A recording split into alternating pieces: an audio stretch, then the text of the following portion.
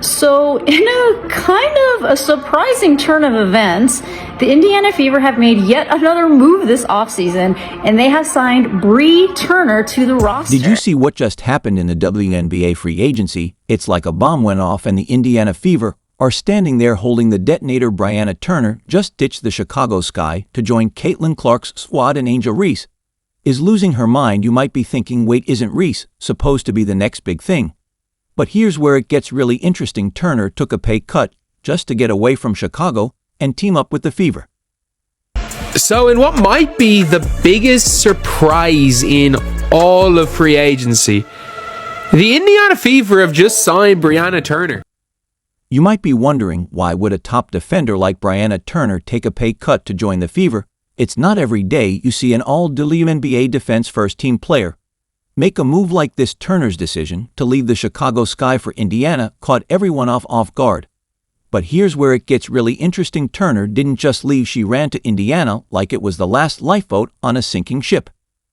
We all knew last week when Katie Lou was pretty much let go that the Indiana Fever was up to something dealing with free agency. Now, I'm here to tell you, they definitely made a move. This time it was in the front court. And they have signed none other than Brianna Turner from the Chicago Sky to come join this basketball team. Let's break down Turner defensive stats from last season. They're off the charts. She was shutting down opponents left and right, making offensive players think twice before even attempting to score. Now, picture this: Turner and Aaliyah Boston in the same front court. That's a nightmare for any offense. Can you imagine trying to score against those two? It's like trying to squeeze through a brick wall. For an Indiana Fever team looking to improve defensively this season, Brianna Turner should be just what the doctor ordered. Turner is a rim protector, high-level rebounder, and all-around defensive stalwart. Like what people fail to realize, these are one-year contracts. A lot of these players going to get moved around next year. Then we're going to get new pieces to come. Next year, team really going to be the team. This is almost like a rental situation. Like some of these players are just here on rental. Like I don't know if Sydney Clausen going to stay. Players like that, Dewana Bonner, she's kind of up in age. We don't know if she's going to stay. But at the end of the day, it's... But it's not just about defense. Turner's leadership and experience are game changers for the Fever. She's been in the league. She knows what it takes to win. And she's bringing all of that knowledge to a young team hungry for success. You know what's crazy? The Fever didn't even have to break the bank to get her. They pulled off this incredible signing without emptying their pockets.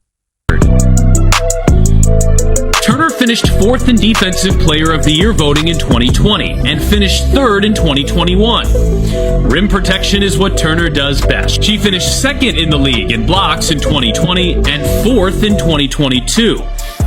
And the shots she doesn't get a hand on, she still affects, forcing difficult looks at the rim and opponents to second guess going into the paint in the first place. Now you might be thinking, if Turner's willing to take a pay cut, who else might join the Fever? It's like Indiana's become the cool kids table in the WNBA cafeteria, and everyone wants a seat. The Fever's front office is playing 4D chess, while other teams are still figuring out how to set up the board. The 6-year pro has made the WNBA's first team all-defense 2 times in her career, putting her in exclusive company. She is one of just 10 active players to make first-team all-defense multiple times in her career, and she'll be teammates with another, Natasha Howard. Turner cleans up around the basket too, averaging over 9 rebounds per game twice in her career. In 2021, she was the WNBA's 6th best rebounder per minute on the floor. And adding to the theme of the offseason, the Fever also add an experienced postseason player as well. Think about it. Turner could have stayed with the Sky, a team she knew well, but instead, she chose to be part of something new, something exciting. It's like she saw the potential in Indiana and thought, I want to be part of that. And can you blame her? The Fever are building something special, and Turner wants in on the ground floor. What you want to see from this basketball team, that's what you see from elite teams across the league, is that these are people coming in and making immediate impact. Turner has made 16 postseason appearances in her career, including some major performances, like a 23.17 rebound effort in the 2021 playoffs. She had 16 rebounds in a playoff game in 2022.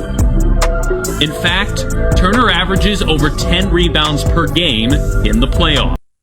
You've got to hand it to the Fever's management. They're not just throwing money around hoping something sticks, they're creating a culture, a vibe that top players want to be part of. It's like they got a secret sauce and Turner just couldn't resist getting a taste.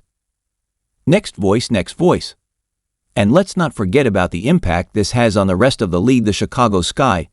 They're probably still in shock, wondering how they let Turner slip through their fingers. Other teams, they're looking at Indiana. With a mix of fear and respect, the Fever aren't just winning free agency, they're rewriting the rules of the game. It is funny that all these people who hated the Indiana Fever last year is finally coming around to sign with the team. Go figure. Now, I don't know the whole initial thing about this signing, maybe for depth, defensive purposes, but it is funny to see how what a year make when the Indiana Fever is one of the, not one, but is the top team in the WNBA. Mean for the upcoming season? Well, buckle up, because the Fever are about to take everyone on a wild ride, with Turner joining forces with players like Caitlin Clark and Aliyah Boston. Indiana's not just aiming for the playoffs, they're gunning for the top. Next is why the Indiana Fever will win the WNBA championship this year, 2025. Now, it's not 100%. We're not suggesting that, but I'm willing to put my opinion out there anytime I feel it's more than 51%. And I think it's similar to Caitlin Clark winning the MVP chances. I think it's around 75%. So that's just my personal opinion. It's not a sure thing, so don't come back to me and say, hey, I guaranteed it, because I didn't. I didn't guarantee Caitlin Clark winning the MVP either. But I am willing to go out there and make this video because I'm pretty confident they have the best team. Okay, so you thought Angel Reese was just cracking jokes on Twitter? Think again. There's way more to this story than meets the eye. And it's time we dive into what's really going on with Reese's social media meltdown. Here's the thing, Reese isn't mad at Turner, she's scared. What Steph White is doing and what the Fever organization is doing is nothing less than phenomenal, in my opinion. They are taking this young, talented core that they have, with Aliyah Boston and Caitlin Clark, and they're adding veteran players that Stephanie White has already worked with. Let's talk about that too, and has chemistry with and knows the work ethic of. You see, Reese thought she was on her way to becoming the face of the WNBA, but now she's watching players flock to Indiana like it's the promised land of basketball. And let me tell you, the numbers don't lie. Chicago's roster is looking emptier than a basketball court at 3:00 a.m. They've lost Marina MRA, Kennedy Carter, and Diamond to Shields. That's 3 key players gone just like that. And who's left? Just Reese and Camila Cardoso from last year's starting lineup. Talk about a team in trouble. Now let's look at Indiana. I'm really excited. I think Kelly and Amber have done a really good job of, finding pieces that fit. It makes me excited about the future, obviously, with Steph and her staff coming in here, and my ability to work out with Keith all off-season has been really fun, but it's been fun. I got to work out with DB, and, as some off-season leagues and overseas stuff kind of wraps up, a lot of them will start getting back, and I think it'll be a lot of fun to get in the gym and be with my teammates and, just start putting the pieces together and see what works, what doesn't work. But I think we're going to have a lot of different options to do a lot of different things, and I think that's what's super exciting about it all. They're not just signing players, they're building a super team. Turner, Caitlin Clark, Aliyah Boston. The list goes on. It's like they're collecting all-stars like they're Pokemon cards. You might be thinking, is Reese really that worried? Well, her social media activity says it all. She's trying to play it cool. But come on, we can all see through that act. It's like watching someone pretend they're not jealous when their ex shows up with a supermodel. Yeah, I think that's kind of what everybody talked about when we were in the playoffs last year of, we really didn't have much experience at all playing in playoff games. I don't know what the exact number was, but we really lacked in that area. So just adding pieces of, players that have been in this league, they know what it takes to win, they know what it takes to get to the finals, they know what it takes to win championships, I think is exactly what we needed in our locker room. So it's just exciting, but also they're not only really good basketball players, they're really great leaders and really great people. And I know the front office obviously really prioritized that and looking for the pieces that we wanted to add. So really thankful for that as well. But here's where it gets really interesting. While Reese is busy tweeting, guess what Caitlin Clark is doing? She's in the gym getting ready to take the WNBA. by Storm Clark's not worried about Twitter beef. She's focused on dominating on the court. 4 championships in the NBA. All of those have been won by teams that have great chemistry, that have stuck together over the years. You have Boston last year, you have Denver, you have the Milwaukee Bucks, you have the Warriors who stuck together in a year that in 2021 that they thought that they wouldn't win again. So that's a testament to chemistry, cohesion, how players get along. That stuff is very important, and it's sometimes more important than just on paper the skill that you have on the court. So I'm so glad that the Fever front office is thinking about all of these things. And like she said, they're hand selecting these players